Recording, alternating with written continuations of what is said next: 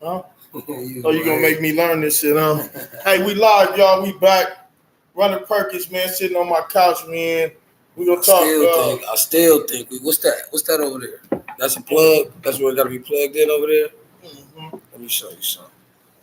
So you think it's gonna project better right there? Yeah, it's gonna project way better. There you go. Yeah, boom. It's gonna project way better right there. It still look dark though, bro. Dark. You gonna look dark. That's what I'm saying. That's because it's all about your life. Hold up. I think I'm gonna just scoot up a little bit. Hold up, y'all. Oh, there we go, right there. Got Running Perkins, man, up in the house with me, y'all. Straight up. It's all about how you put your light, man. That's all. Oh yeah, the lighting it's much better, man. Lighting, man. Boy next to a genius, man. That's how I'm trying to be. My bottom line, man, like I say, I was telling the fans how it was amazing to me that how you were actually out there taking on the role of a director for this movie, man. And a lot of people know you initially started the movie actually before the book. What was the book before the movie? The movie was for the book. The movie was before the book. The movie was before the book. But right? I didn't actually go into production on the movie yet. I just wrote the movie. Right. First. So is this your first movie? Is this the first movie you ever wrote? Yeah. Yeah. And what made you write that movie? Like I was telling you before, man, I was in the pen and shit, and I was reading this little interview basically about like John Singleton and Ice Cube, a conversation that they had. Right. And basically John Singleton tells him,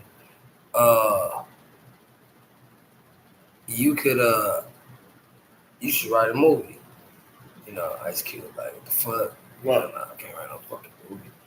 You know what I'm saying? And he puts himself through all this shit that y'all probably did told y'allself before too. You know what I'm saying? Like, I can't, nigga, that's hella pages I gotta be writing and all that, this, that, and the fourth, and yada, yada, yada.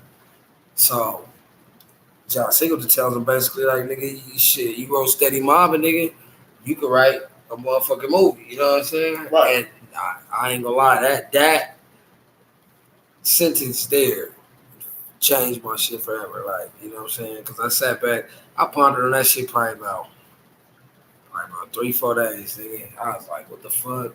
So I just started formulating my shit. Like, fuck it, if I could, because I'm really like a storyteller in my music and shit. So I was like, shit, I really felt that shit. So I was like, all right.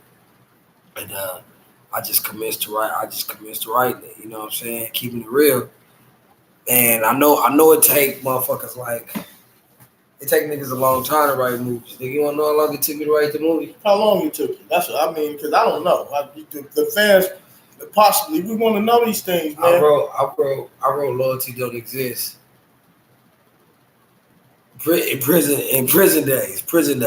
time. I wrote Loyalty Don't Exist. I say like 3 weeks tops, and I'm probably like putting the extras on it because I worked on it. I worked on it. You feel me? Now I gotta say this, bro. I really want not to cut you off. You from the streets, right? Yeah. You came up in these streets. Yeah. Do you find it hard, man, being from the streets, being who you are in the streets? Find it hard to stay focused at times? I mean, because this is huge for you, but you still are somebody from, and then you still you are catering to your culture, right? This culture down here where you come from, man, on Vernon. And it's like, is it hard, man? Do you feel yourself being pulled two ways? Well, it's the devil, man. The devil always gonna pull you away when you're doing something positive. I don't give a fuck what it is. What walk of life you pursuing this shit. If it ain't on accordance with him, man, you know, preaching evil, preaching the hate and shit. You know what I'm saying? Because nigga, if you look at my whole career, really, nigga, I went to jail. Nigga, you know, I went to jail during the shooting of at least 3 of my videos. You know what I'm saying? It's a little something people don't know. People that's been around this shit, nigga, they know. Nigga, you feel me? The homies, they know. Like, nigga, like 3 of my videos, I was going down. Nigga, But as long as I was out here, preaching the hate and doing all that hateful shit, doing what I was, I was getting away with it. You know what I'm saying? Because my purpose is bigger. You know what I'm saying? Right. So it's like, all right, the devil, like, nigga, yeah, we ain't. Yeah, I can get you booked and take you out the game, but fuck that. Like, you feel me? God gonna fight for that. I just keep you out here and just keep killing, destroying, and all the shit that y'all doing. You know what I'm saying?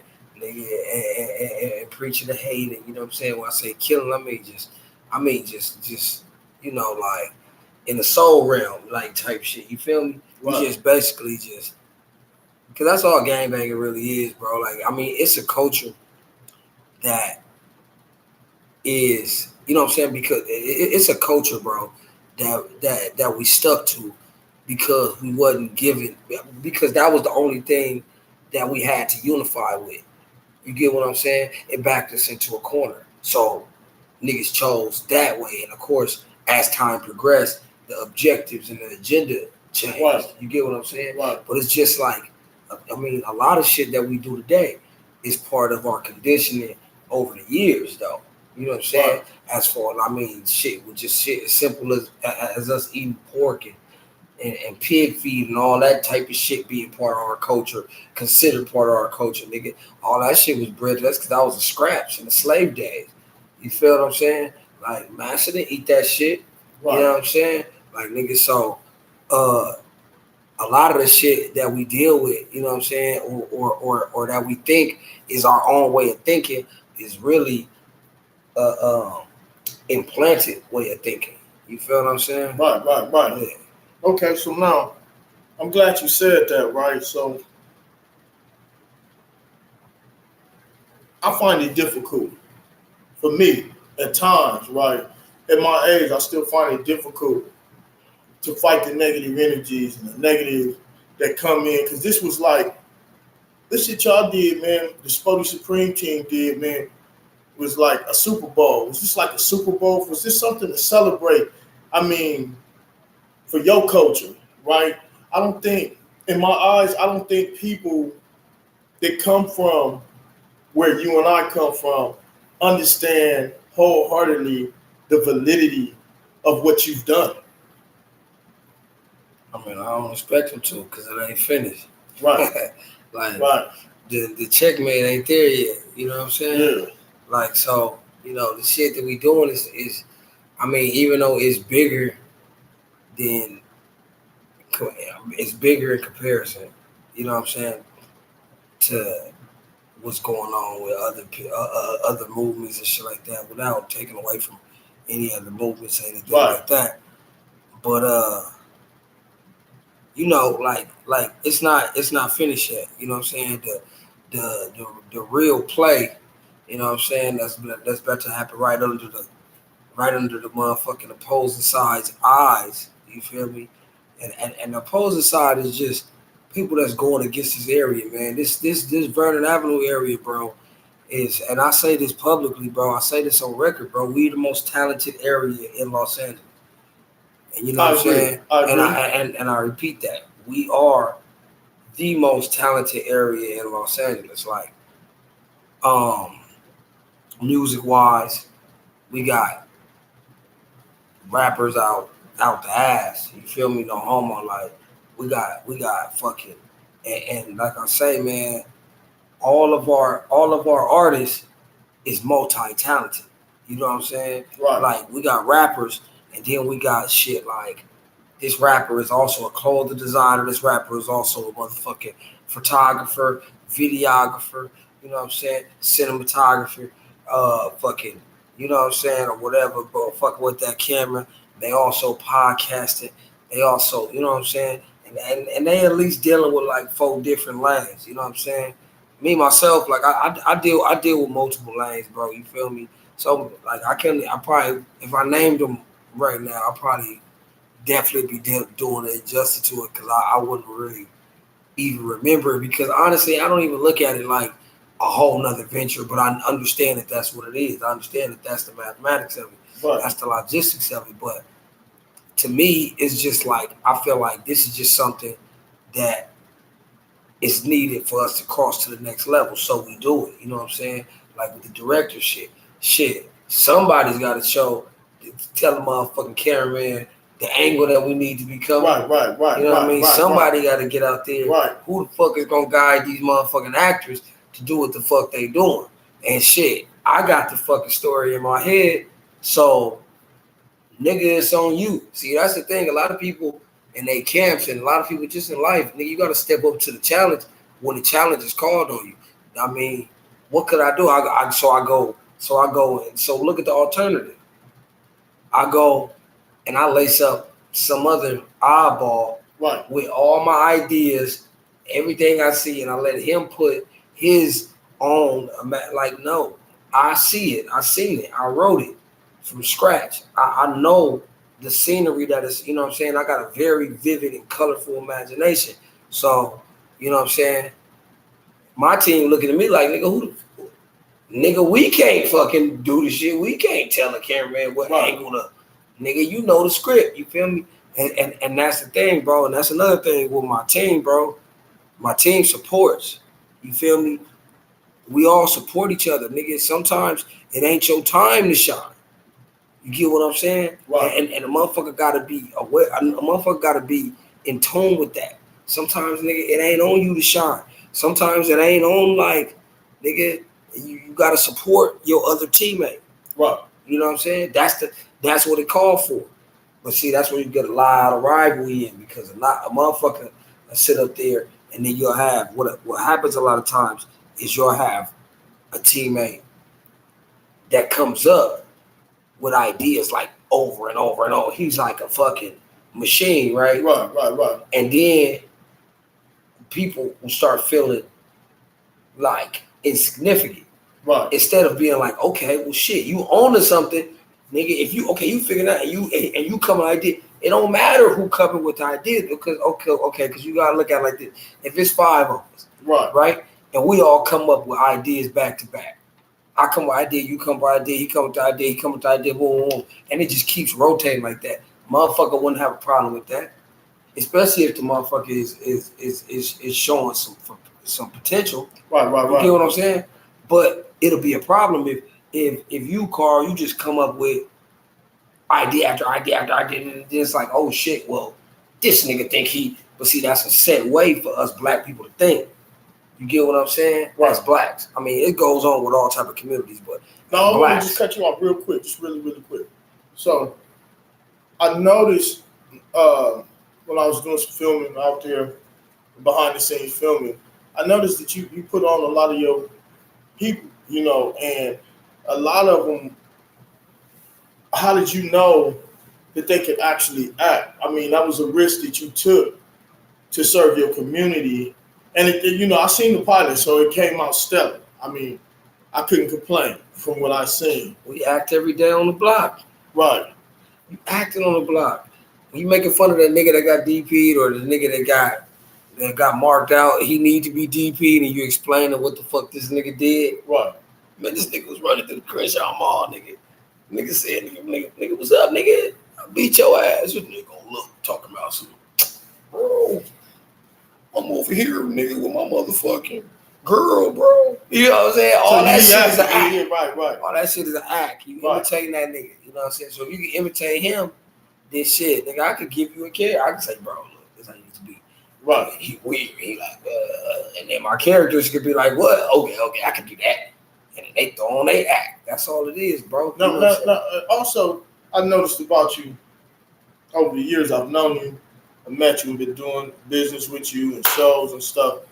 I noticed that you're not afraid to step outside the box. Like, some people have insecurities. Like, I follow your IG page, so obviously when I go on there, I see you doing these comedy skits and whatnot, and I'm like, man, this dude crazy as hell, right? But I know you're a serious dude from the streets. I mean, your name, it supersedes itself at times, right? People know who you are in the streets. So how do you find that balance to be like, man, fuck that. I'm not worried about my rep, because a lot of these young dudes, man, they start ego tripping. I never meet that ego or that insecurity about, man, they gonna judge me on this if I step outside the box, and I might want to do a skit like and sing some Now I ain't gonna say no Elton John and no shit like that, but just like some rock and roll or whatever, and just be yourself. How are you able to step outside that box and be comfortable with that? I'm a real person. Right. Not a real nigga. I'm a real person. First off, I don't trust niggas that's tough all day. You know what I'm saying? Yeah. I don't trust a nigga that got one personality all fucking day. Yeah. That's not natural. They're hiding something. Yeah. No person naturally is one way every day, all day.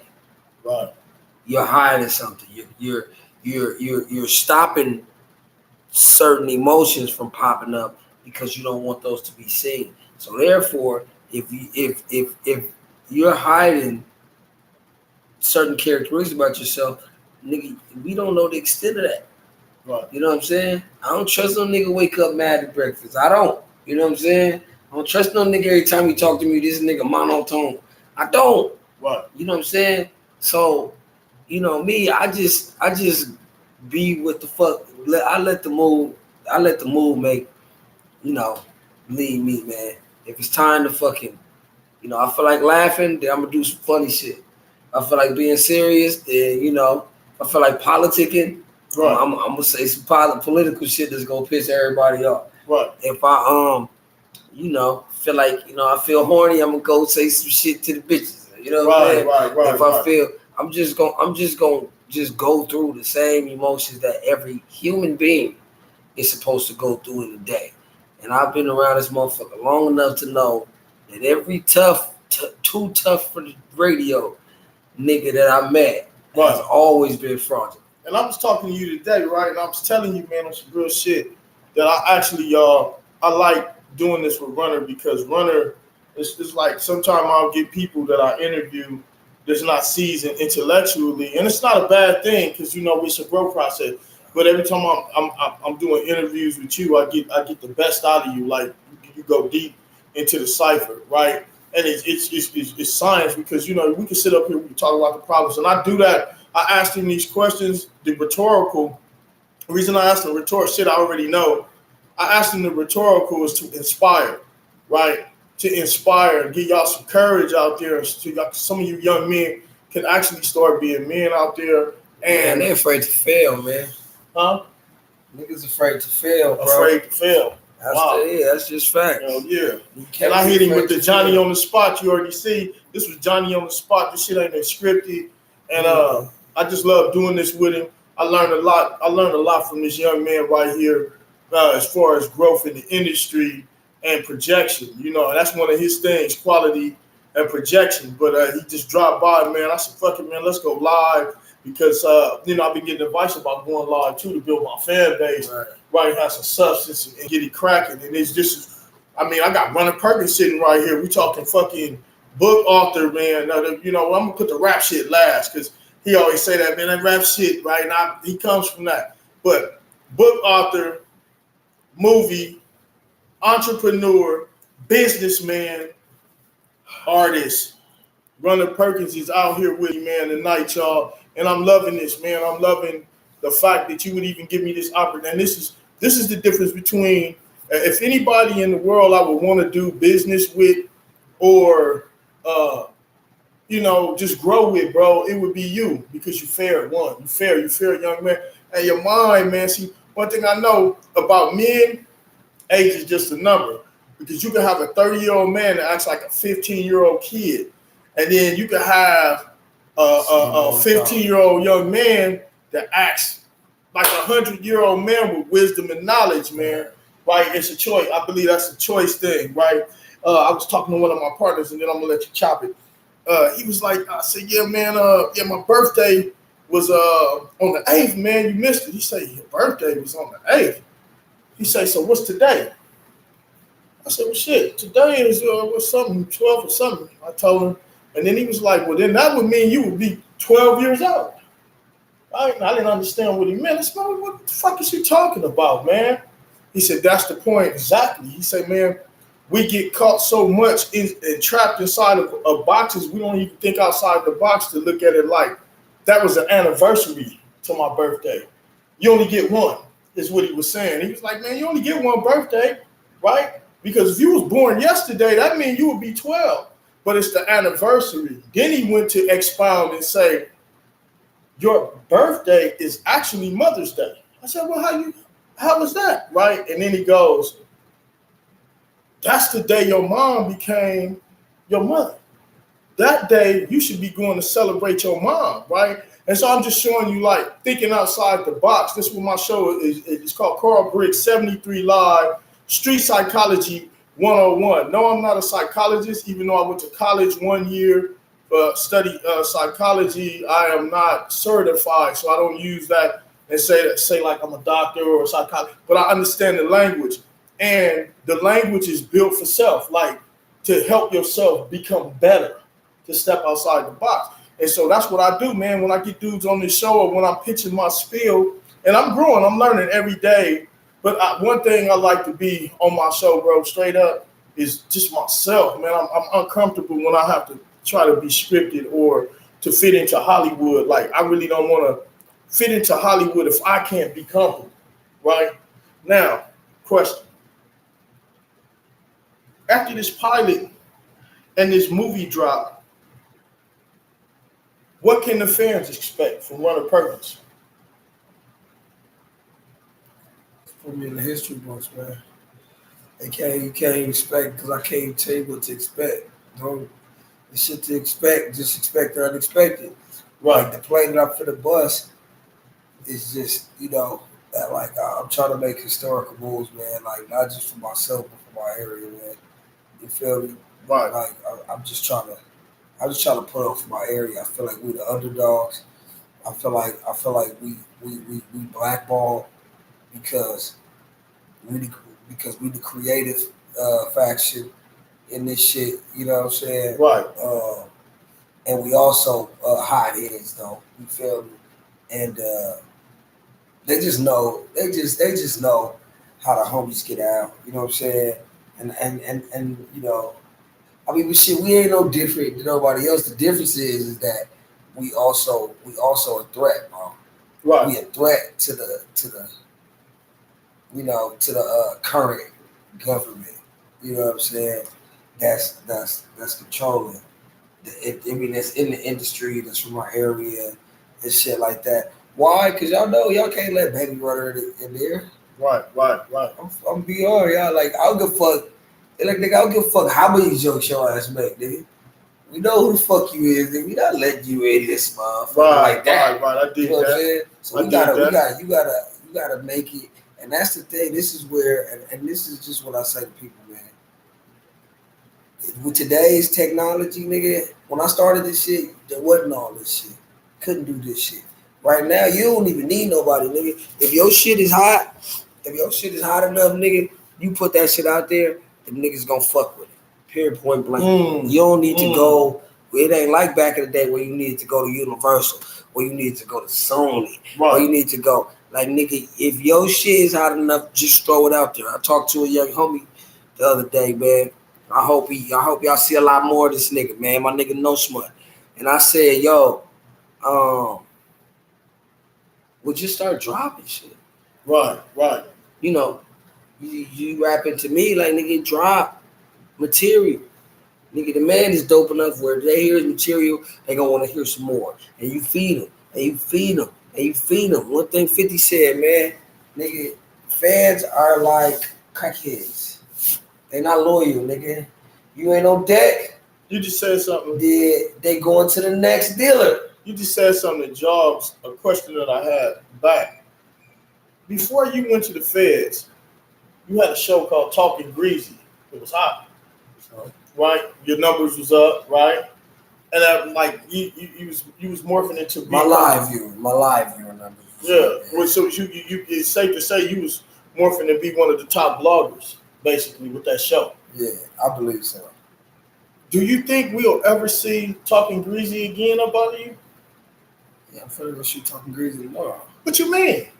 So you can revamp the show, Talking Greasy. Wait a minute. Major so now platform. Right. So first guest, loyalty. First guest, my loyalty don't exist. Right. Co-star.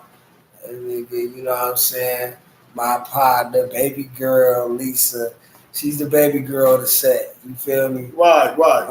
She's the sweetheart of the set. You know, So- amongst all these gorillas, y'all see all these shooting. You know, Lisa's the fucking. You know, She can act her ass she's the off, princess man. of the set, man. So. Yeah, Lisa did a really stellar job on that. Shout out Monet. Yeah, man, I like that. It, man.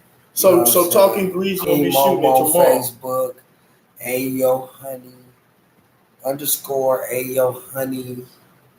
I think it's like 4 O's on that motherfucker. I don't know. Y'all go check. So wait a minute. Let me ask you a question, bro. Not to count, because I got to do. So wait a minute. You mean to tell me, bro, that you fucking just dropped the book? We already even said the movie pilot is done, hands down. You did that shit like in one day, right? That's why I be telling motherfuckers, man, I ain't fucking with you no more. I mean, if your work ethic is not like Runner Perkins, I just don't have that kind of. Because you showed me something different, and I know I could, because being Star Child, we politic a lot. He's really, really forgiving. Like, he has a forgiving heart in the industry, right? And so I don't want to come in like the devil or be a hypocrite, but I just don't have that kind of time on my hands when I'm seeing your work ethic, then my work ethic, right? T4 work ethic, everybody's work ethic, and then you just sat up here and fucking told me on my show live that tomorrow you're starting another project. I'm fucked up. And I'm fucked up. Nigga, I just got in a whole ass car accident. Fucking accident, what the fuck? I just got in the car accident. While y'all sitting here and I'm looking like I'm looking, what y'all don't know is that my shit's sick right now. You see this? My whole head is split, gas, nigga. You know what I'm saying? Like, nigga, I'm not 100, nigga. My neck and my back hurt, nigga. On the real. I'm sitting back, nigga, and usually, nigga, I'm hella moving. Anybody that know me know I'm moving. Nigga, my movement, nigga, is limited. You know what I'm saying? My mobility is limited. I got the 50-year-old body right now. So there ain't no fucking excuses. You know what I'm saying? No excuses, man. Ain't no excuses, nigga. Like, I look at it like they like, why you back in and you need to relax? You need to chill. And I'm looking, you know what I look at it like? I look at it like the nigga who get in the squabble and shit, and he gotta take a breather. Oh yeah. You know that way. And then nigga take hella long. It's too little, too late. Like, bro, come on, my nigga. Like, if you gonna get your bitch ass back in this motherfucker, you feel me though? Nigga, take it all up. Like, bro, it's not no time. Come on up in this line, and you not. And I've never experienced that with myself. I've experienced other niggas do it or going through it. I've never experienced doing that with myself. So you gotta, you know what I'm saying? That's what Biggie said when he said this. The rap game is like the crack game. Because you got motherfucking these labels is like crackheads, nigga. If you can make it in the crack game, you can make it here. But you gotta take your same shit, you gotta take your same hustle and your same motivation and implicate that here. Or else it ain't gonna work, bro. You know what I'm saying? On the real, it ain't gonna work. You get out there, if you selling, you got a sack. You know, if you one of them niggas that only sell dope with Rick do, you know what I'm saying? You probably more times than not getting kicked out because the smokers ain't fucking with you, man. You know what I'm saying? Like the customers ain't gonna fuck with you, bro. And that's just the same shit you gotta have in this, bro. You can't just wait till everybody's a public outcry and then that's when you drop some shit. Now you gotta hit their ass in the head when they ain't even expecting. Then hit them again, and then backdoor hit them again, and hit them again with some other shit. You feel what I'm saying? Like, and that's just what I be on. Man. And you have a family, you raising your kids as well, man. I got 7 kids, man. I salute you. No, I sometimes I talk to you, I call you on business, and sometimes I hear you be like, "Hold on, Carl, I gotta talk to my son about his homework, whatever the case is." And I'll be like, "Damn, this dude from the streets, like, damn, this runner." You know what I'm saying? But it's a beautiful thing because you can, and so, and then doing your work ethic and then balancing that shit, right? Not like that shit. I mean, with the kids, I'm the general. So therefore, if I'm gonna be the general to the homies in the hood, type of weird ass nigga would I not to be for my children? That's a lot of dudes. It's a lot of dudes that ain't doing what you doing, and it's they weird. It's weird, and I can't trust no nigga who you ain't doing nothing for somebody who came from you. I ain't come from you. Nigga, on the real, I barely trust a nigga anyway. So if you don't do for the motherfuckers, if you like that with people that came from you, I know that your loyalty for me is only you know, it has a limit on it. You know what I mean? And I want to ask you one last question. We 30. That's the longest live I've ever done in my life, and it's because Runner's here, and I gotta get him while he's on the set, baby. Man, homeless situation out here in Los Angeles. I know when you was growing up, because when I was growing up, because I think you're a generation behind me. When I was growing up, the homeless situation wasn't as bad. And do you see? Because I know once you get on your feet, do you see you and your team doing great things, like just going out and giving like food or blankets or whatever we can do to help that situation out? How do you feel about that situation, bro? And not to put you on the spot, but I've never asked you that before. I feel like we need your help. We need to help our areas. Okay. I feel like okay, you got homeless people that are downtown or whatever the case may be. You know, ex-doctors and all that type of shit. But then you also got the people that was like myself. I was homeless, nigga. When I first came to the hood, nigga. I was sleeping in cars, nigga. I didn't have no fucking people. My family didn't say, fuck that, fuck you, nigga. And nigga, I was sleeping in cars, nigga. I wore the same outfits, nigga. I used to wear sweatsuits, nigga. Yeah. I used to buy sweatsuits because they lasted the longest, nigga. You feel me? Yeah. Nigga, my breakfast, nigga, was motherfucking strawberry wafers, nigga, from Bud Long and Vernon, nigga. Strawberry wafers, strawberry quick, nigga. Like, you feel me? Yeah. Like, nigga, that's what I used to do, nigga. Nigga, it be days, nigga, I didn't have, nigga, I mean, but I ain't, you know, I ain't never lead on to it, but nigga, I never been days without having a real meal, just snacks all day, you know what I'm saying? I was homeless, nigga, you know what I'm saying? But nigga, I was also a crypto, you know what I'm saying? So, you know, as long as I had that fat ass chunky blower, I mattered, you know what I'm saying? Yeah. And that was my claim of fame. I couldn't, you know, the regular shit that people got and they just took for granted.